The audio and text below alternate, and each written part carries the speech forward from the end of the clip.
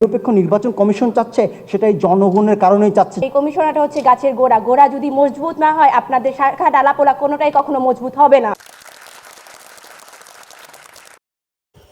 AB পার্টির chairman Habibur Rahman Manju সাহেবের বক্তব্যে আপনি যদি প্রার্থীকে বহিষ্কার করার ক্ষমতা না রাখেন, প্রার্থীর ক্ষমতা না রাখেন, তাহলে এবারকার নির্বাচন সঠিকভাবে পরিচালনা করা সম্ভব হবে না বলে আমি মনে করি। আজকে যারা বলছেন নির্বাচন হলে সমস্যার সমাধান হবে, না, নির্বাচন যদি সুষ্ঠু না হয় ভয়াবহ আরেকটা সংকটের দিকে আমাদেরকে নিয়ে যাবে। Debate for democracy chairman Hasan Ahmed Chowdhury Kiran এর বক্তব্যে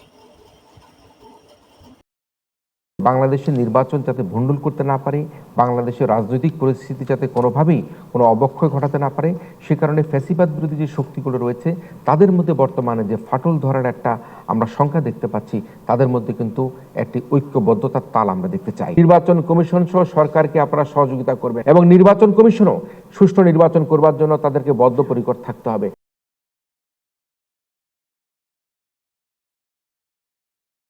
সব পক্ষ এক হয়ে এই জুলাই সনদে স্বাক্ষর করবে, জাতীয় নির্বাচনের পথ তারা তৈরি করবে।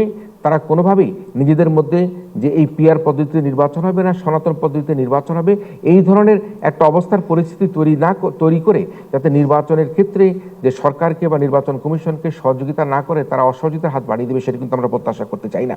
আমরা কিন্তু দেখছি যে সরকার যখন যাকে যেদিকে চাপে পড়ছে সে অন্যদিকেই সে টার্ন করছে। সরকারের ভিত্তি নৈতিক জায়গাটা আমরা কিছুটা দুর্বলতা দেখতে পাচ্ছি। অবশ্যই নির্বাচনে লেভেল প্লেইং ফিল্ড বজায় রাখতে হবে। প্রধান উপদেষ্টার সাথে যখন আমাদের ব্যক্তিগত মিটিং হয়েছে, আমি ওনাকে ব্যক্তিগতভাবে বলেছি, আপনি যদি মনে করেন যে নির্বাচন আপনি সুষ্ঠু করতে পারছেন না, লেভেল প্লেইং ফিল্ড আপনি দিতে পারছেন না, কারণ ওনার কথার মধ্যে আমরা কিছুটা হতাশা দেখেছি, আমরা কিন্তু ওনাকে বলেছি তাহলে আপনি কুইট করেন।